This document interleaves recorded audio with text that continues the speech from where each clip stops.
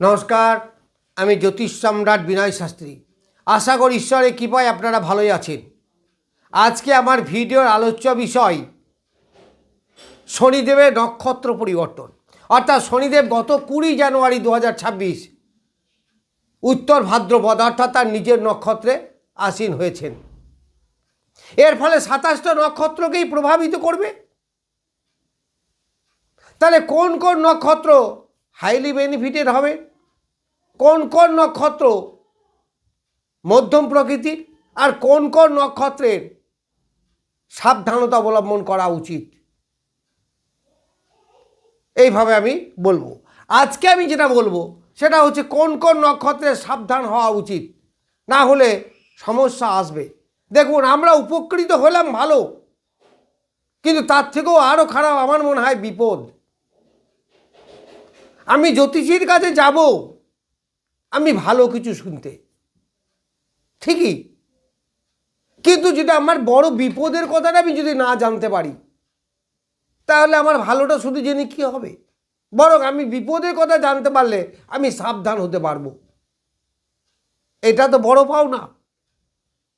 যেটা উপকার হবে, যেটা লাভ হবে, সেটা ভালো, কিন্তু সতর্কতা অবলম্বন করার জন্য বিপদটাকেও আমার জানা দরকার। তো যাই হোক, আজকে আমি বলবো এই 27টা নক্ষত্রের মধ্যে কোন কোন নক্ষত্রের জাতকরা সাবধানতা অবলম্বন করবেন। সেখানে আমি বলবো 3টে গ্রহের জাতক দিকে সাবধান হতে হবে।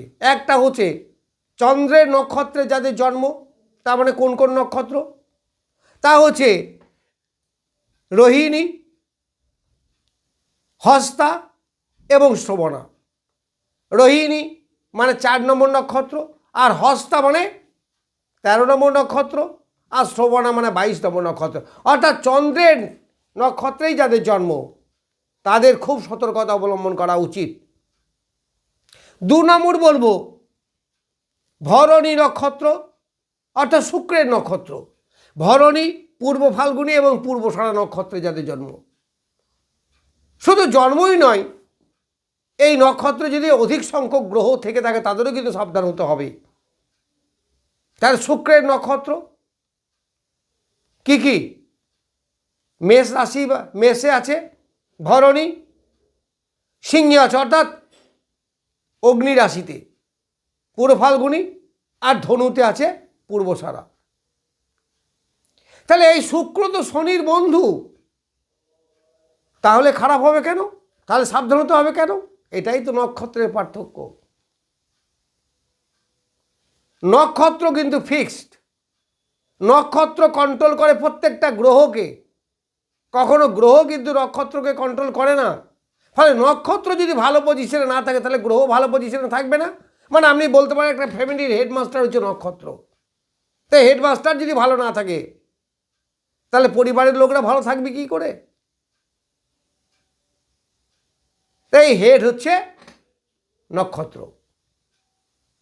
তাহলে শুক্রের নক্ষত্র বললাম, চন্দ্রের নক্ষত্র বললাম, আর হচ্ছে রাহুর নক্ষত্র অর্থাৎ আর্দ্রা নক্ষত্রে যাদের জন্ম, আর সাথী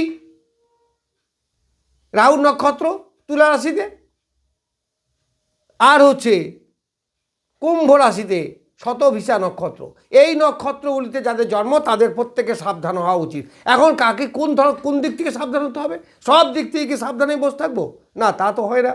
তাহলে কার কোন দিক থেকে সাবধান হতে হবে? দেখুন, নক্ষত্র ফল কিন্তু ম্যাক্সিমাম মেলে যদি আপনার খুব খারাপ গ্রহ দশা না হয়, হয়তো ধরুন খুব খারাপ দশা চলছে, অথবা ছকে আপনার শুক্র দারুণ দুর্বল, এই রকম যদি না হয়, তাহলে ম্যাক্সিমাম নক্ষত্র ফল অনেকটা ফিক্সড, এটা মেলার সম্ভাবনা খুব বেশি। যাই হোক, তাহলে প্রথমেই বলি যাদের ভরণী নক্ষত্রে জন্ম অথবা পূর্ব ফাল্গুনী বা পূর্বষাঢ়া অর্থাৎ শুক্রের নক্ষত্রে যাদের জন্ম, তারা কোন কোন দিক থেকে সাবধান থাকবে?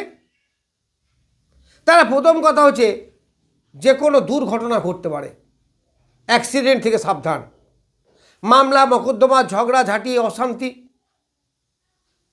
শারীরিক আঘাত, এই জায়গা থেকে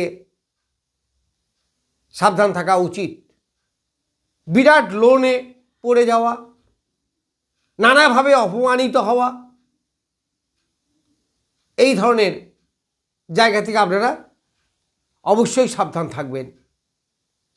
গাড়ি ঘোড়া চালাবেন অবশ্যই সাবধানে চালাবেন, কারণ মনে রাখবেন শনি 26 নক্ষত্রে, শনি কিন্তু দু চাকাকে কন্ট্রোল করে, বিশেষ করে যারা মোটরসাইকেল বাইসাইকেল এই সমস্ত চালান তাদের কথা বলছি।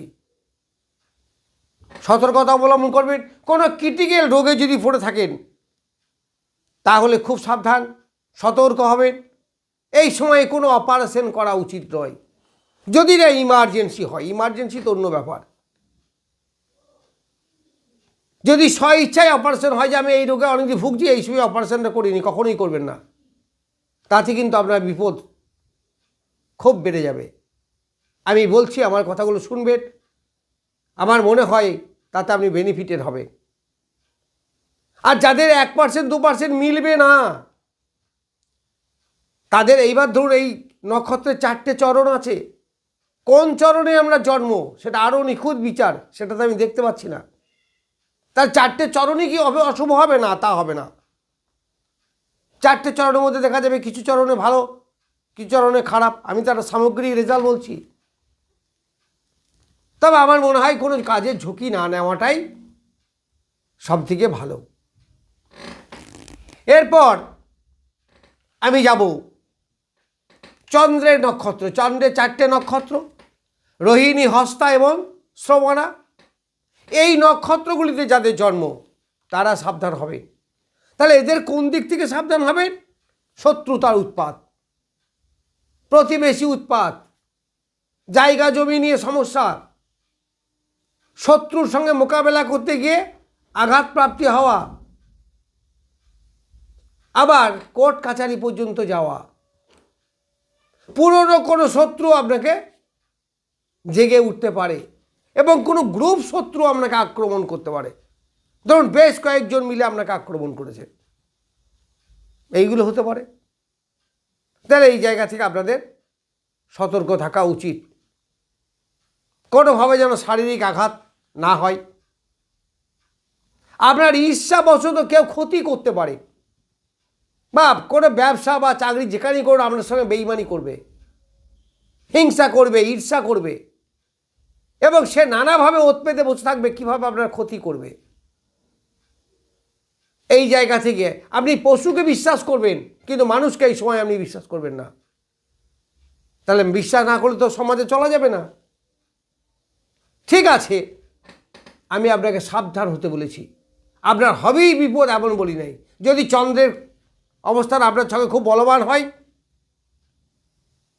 তাহলে এত খারাপ হবে না, বা যদি আপনার কোনো ভালো গ্রহের দশা চলে তাহলে হবে না।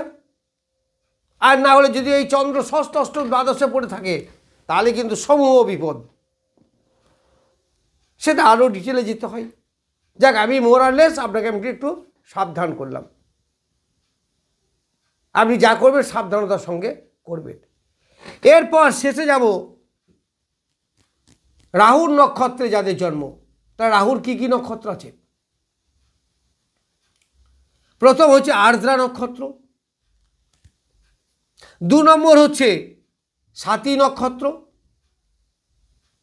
আর 3 নম্বর হচ্ছে শতভিষা। তাহলে আর্দ্রা হচ্ছে মিথুন রাশিতে। মিথুন রাশিতে আর্দ্রা নক্ষত্রে যাদের জন্ম তাদের প্রচণ্ড সাবধান হতে হবে। কী রকম সাবধান হতে হবে? যে কোনো ধরনের বিপদ আসতে পারে, এবং সেই বিপদটা হঠাৎ আসবে, কিন্তু আপনি জানেন না। বাড়ি থেকে বেরিয়ে গেলেন, তাহলে হঠাৎ করে বিপদে পড়ে গেছেন, সাডেন ফল। হঠাৎ এমন একটা কিছু কাণ্ড ঘটে পড়ে বহু টাকা আপনার লস হয়ে গেল। তাহলে এই সময় ডিসিশন নেবেন খুব সাবধান। কারুর গায়ে হাত কখনোই দেবেন না। ঝগড়াঝাটি থেকে সর্বদা দূরে থাকার চেষ্টা করবেন। গাড়ি ঘোড়া কখনো দ্রুত চালাবেন না। আমার মনে হয় জ্যোতিষীর সব থেকে আগের ডিউটি হচ্ছে আপনাকে সাবধান করা, কোথায় কোথায় থেকে আপনার সাবধানতা অবলম্বন করা উচিত। কারণ পদে পদে আপনার বিপদ। এইবার যদি আপনার ছকে রাহুর অবস্থান ভালো হয়, আপনার যদি শুভ গ্রহের দশা চলে, তাহলে অত ভয়ের কোনো কারণ নেই। না হলে এবার ঠিক একে অপোজিটলি বলা যেতে পারে, যদি খুব খারাপ গ্রহে দশা চলে, রাহু আপনার ছকে নিচস্থ বা ষষ্ঠ অষ্টম দ্বাদশে, তাহলে কিন্তু খুব বিপদের সম্ভাবনা। এইসব জায়গা থেকে আপনাকে সতর্ক হতে হবে, কারণ বিপদ যেন না আসে। একটু ধীর স্থিরভাবে কাজ করবেন, যে কোনো স্টেপ নেবেন একটু ধৈর্য ধরে, একটু বুঝে তারপরে। তাহলে এই তিনটে গ্রহের নক্ষত্রে যাদের জন্ম, আমি আরেকবার বলে দিই, ভরণী, পূর্ব ফাল্গুনী, পূর্বষাঢ়া শুক্রের নক্ষত্র, রোহিণী, হস্তা, শ্রবণা চন্দ্রের নক্ষত্র, আর আর্দ্রা, স্বাতী এবং শতভিষা রাহুর নক্ষত্র। এই সমস্ত নক্ষত্রে যাদের জন্ম, এই শনিদেবের 26 নক্ষত্র থেকে খুব একটা ভালো ফল দেবে না। যাই হোক, আমি সতর্ক